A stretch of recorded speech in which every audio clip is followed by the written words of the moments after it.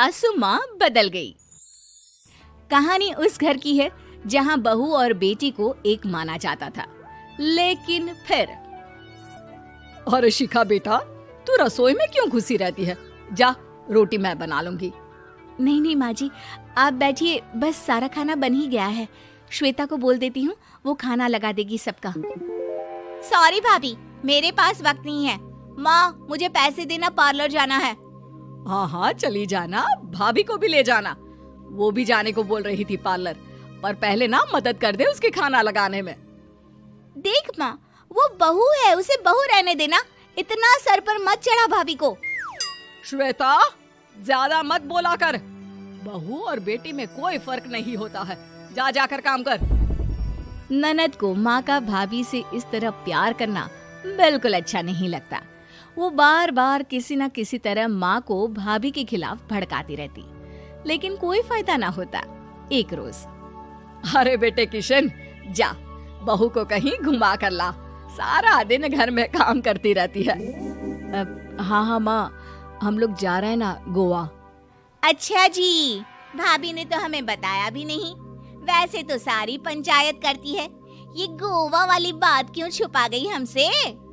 अरे क्योंकि उसे खुद नहीं पता था बहन। मुझे टिकट सस्ती मिल रही थी तो मैंने बुक कर दिया। हाँ शिखा, पैकिंग कर ले, संडे हम जा रहे हैं गोवा। दोपहर में शिखा पैकिंग कर रही थी कि सास आ जाती है। ये क्या बहू, साड़ियाँ? अरे गोवा जा रही है घूमने या फिर शादी में मायके हैं? माँ जी, ऐसा कुछ है ही नहीं, समझ में नहीं आ रहा क्या रखूं कपड़े में। अरे तेरी और श्वेता की साइज तो एक ही है, उसके कुछ मॉडर्न कपड़े ले ले, आकर लौटा देना। हाँ माँ जी, ये ठीक रहेगा। शिखा श्वेता के पास जाती है और उससे कपड़े मांगती है।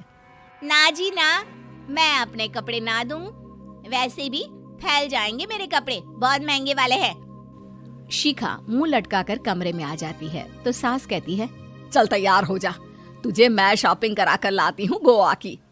बस फिर क्या था, सास बहू निकल जाते हैं मार्केट और एक से बढ़कर एक ड्रेस खरीद कर घर आते हैं। पहले बता देती कि नए कपड़े दिलाने वाली है भाभी को, तो मैं अपने ही दे देती ना भाभी को, मुझे दिला देती नए कपड़े।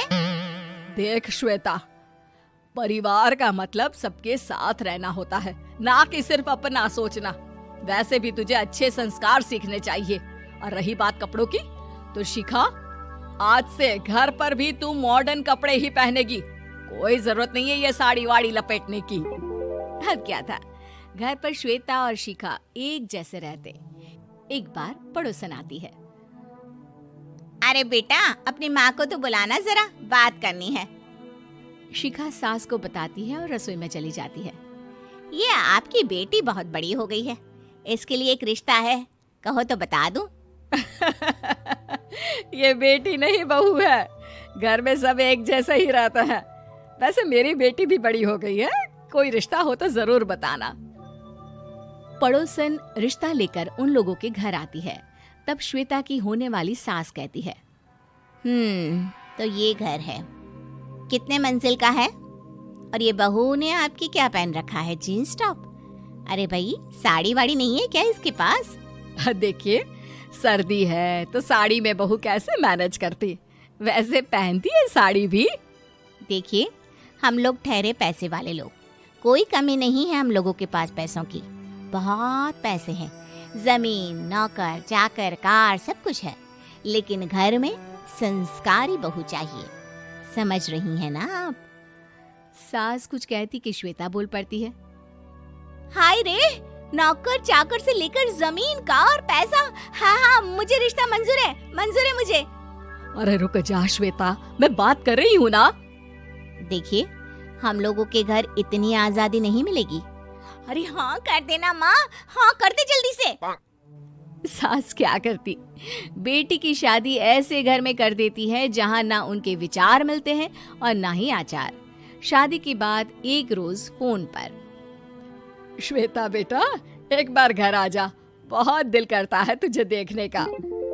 माँ, वो घर पर बहुत काम होता है, कैसे आऊँ? बड़ा घर है, लेकिन आने जाने वालों की लाइन ही लगी रहती है। बेटा मैं तो जानती थी उस घर का हाल, लेकिन तू ही नहीं मान रही थी। माँ देख, हर घर का यही हाल है। तेरी बेटी को यहाँ घूंघट हटाने की परमिशन नहीं है और एक तरफ भाभी स्कर्ट पहनकर घूम रही है। बेटा मुझे क्या पता था कि मेरी बेटी को ससुराल के नाम पर पिंजरा मिल जाएगा।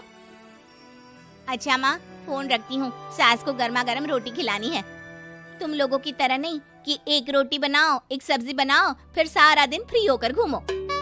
सास फोन तो रख देती है, लेकिन सोच में पड़ जाती है कि एक तरफ बेटी जिसे कोई आजादी नहीं, वहीं दूसरी तरफ बहू जिसे देखकर लगता ही नहीं कि उसकी शादी भी हुई है। अगले रोज, शिखा, अरे ओ शिखा। हाँ माँ, क्या हुआ? कुछ चाहिए आपको? मैं जिम जा रही थी। जिम के कपड़ों में बहू को देखकर सास को घूंघट में अपनी बेटी का ख्याल आता है। देख बहू, घर में बहू की तरह रहा कर। इतने टाइट कपड़े पहनकर जिम जाना पसंद नहीं मुझे। जा जाकर रोटी बना। रोटी? माँ अभी तो शाम के 6 बजे हैं, इस वक्त रोटी? अब क्या मेरे खाने पीने पर भी पहरा है? अरे जब मर्जी तब मैं अपने घर में खा भी नहीं सकती क्या? बहू को अजीब लगता है। वो समझ नहीं पाती कि जो सास कल तक इतनी सपोर्टिव थी, उन्हें अचानक से क्या हो गया। वो किचन में जाती है, गरम रोटी के साथ 2 तरह की सब्जी, रायता, सलाद सब लेकर सास के पास आती है। माँ जी, खाना। इतना सारा खाना? राक्षस समझा है क्या मुझे? रोटी मांगी थी मैंने गर्मा गर्म बस। पर माँ जी, रोटी खाती किससे आप? सब्जी तो बनानी थी ना। अरे भूख मर गई मेरी तेरी बहस से। जा जाकर काम कर, अंदर पूरी रसोई साफ कर। बहू अंदर चली जाती है। थोड़ी देर में श्वेता घर आती है। अरे शिखा, जल्दी से चाय ला, पकवान बना, मेरी बेटी आई है। अरे नहीं नहीं माँ, ड्राइवर बाहर खड़ा है। मैं तो घर का कोई सामान खरीदने के बहाने यहाँ आ गई हूँ, मुझे जाना होगा। अरे बेटा, पर कितने दिनों बाद देख रही हूँ तुझे, रहने आ जाना 2-4 दिन के लिए। आ जाऊंगी माँ, जब मेरी सास मरेगी तब। मैं तो रोज मन्नत मानती हूँ कि मेरी सास मर जाए तो अच्छा है। अच्छा चल, जा रही हूँ माँ।